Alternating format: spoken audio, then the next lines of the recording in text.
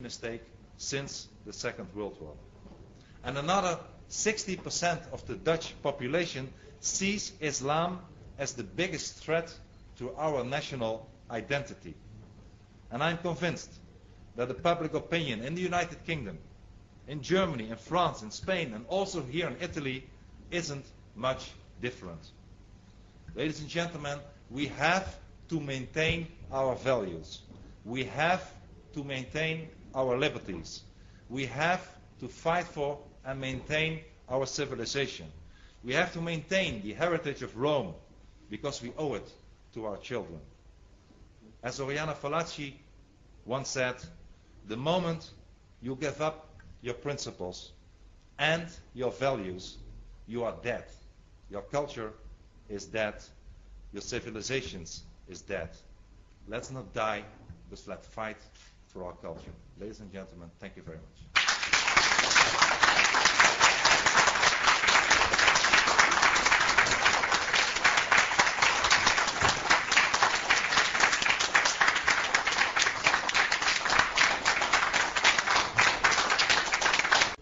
Thank you for the question. I subscribe to almost everything you said. Do we need translation or can I? Okay. The problem. Well, let's do it without a microphone. I hope you can understand. You can? Can you hear me? Okay. The problem is indeed mass immigration and demographics. This is the problem. Il problema è immigrazione di massa e la demografia. And even though the majority of the Muslims in our society today indeed are not extreme or terrorist, Anche se la massa dei musulmani nella nostra società non sono estremi né terroristi, the influx of more Islam and Muslims in our society will change everything. l'ingresso di altri musulmani e la crescita della loro popolazione cambierà tutto.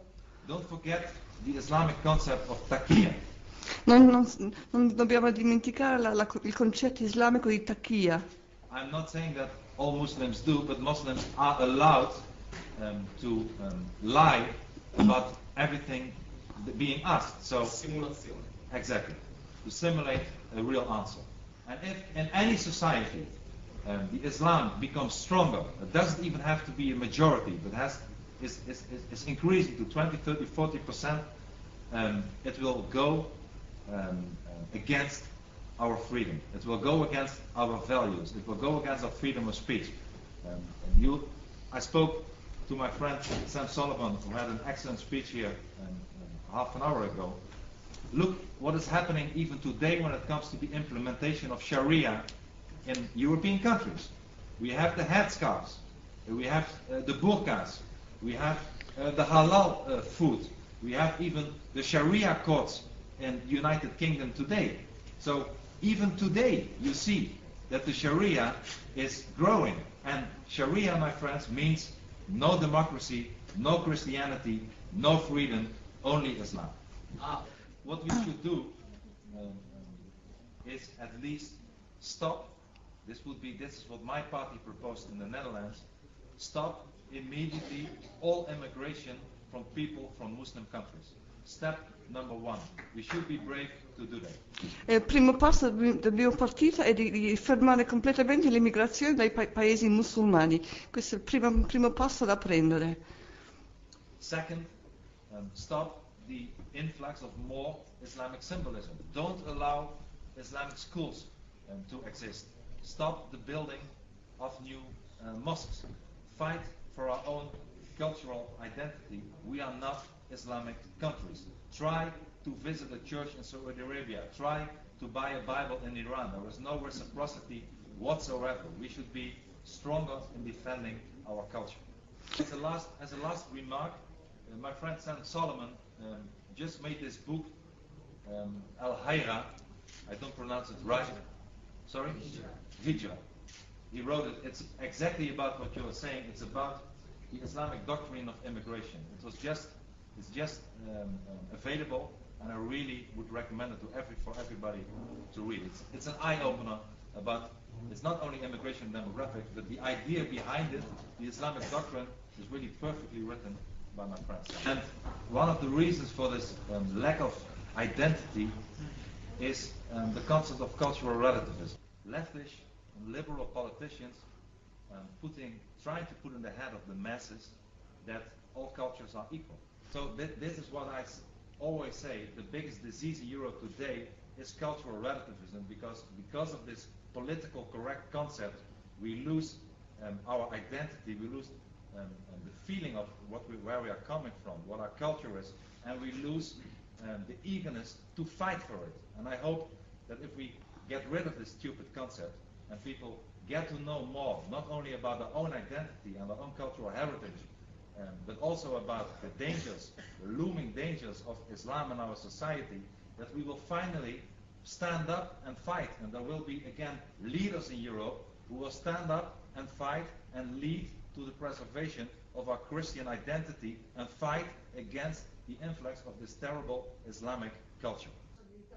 All'invasione islamica è anche dovuta al fatto che il nostro giornalismo non è all'altezza della situazione e agenzie come l'ANSA si sono dimostrate molto spesso, direi, non l'ho detto in inglese, ma insomma servili a certe posizioni di sinistra. You say the word Muslim and you say it a little bit too loud, you are fired. If you work for the BBC, it's even worse than the Dutch television stations.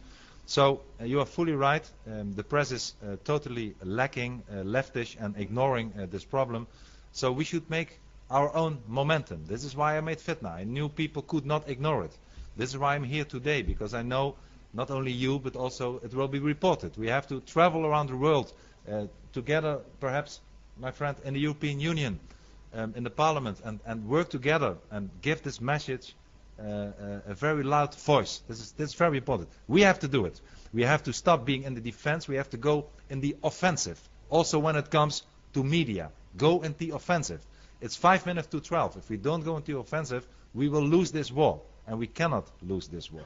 This is my reaction to the press. Secondly, about moderate Islam, you are totally right. There are, if you look at the Quran, there are even some verses from certain surahs that state, Sam knows it better than I do, that if you don't believe and act according to everything that is written in the Quran, you are seen as a renegade, as an apostate. You are not a Muslim. So, in fact, there are people who call themselves moderate Muslims, but they are not Muslims.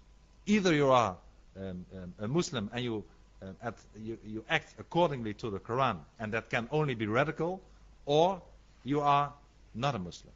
So I agree and I subscribe to your analysis. Voglio dire due cose, prima sulla prensa. Well, maybe just a reply on the first remark. What Mr. Gaddafi said, in fact, is happening for tens of years already.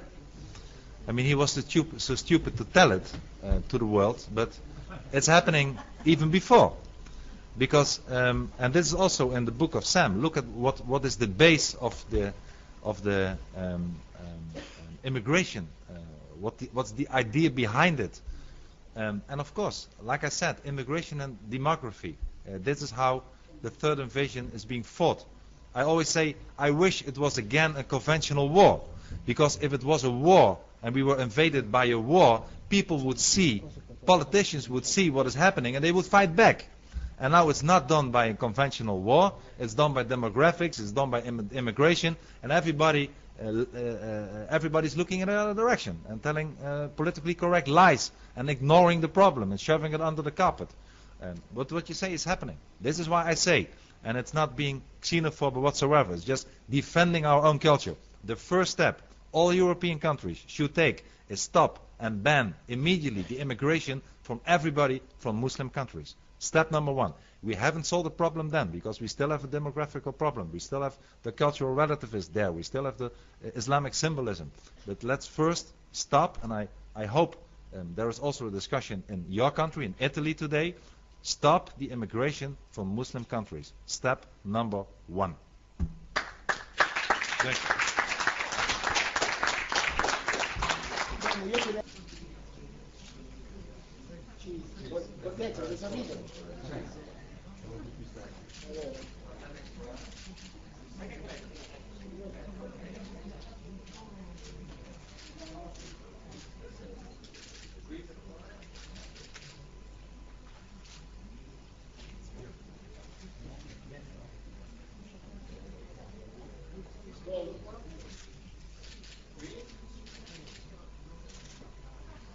Bene, adesso saliamo a cena, ovviamente le persone che sono state, tra virgolette, invitate o anche invitate alla cena.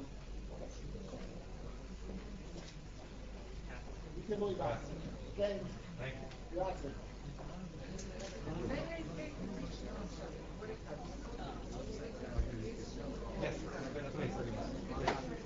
Scusate,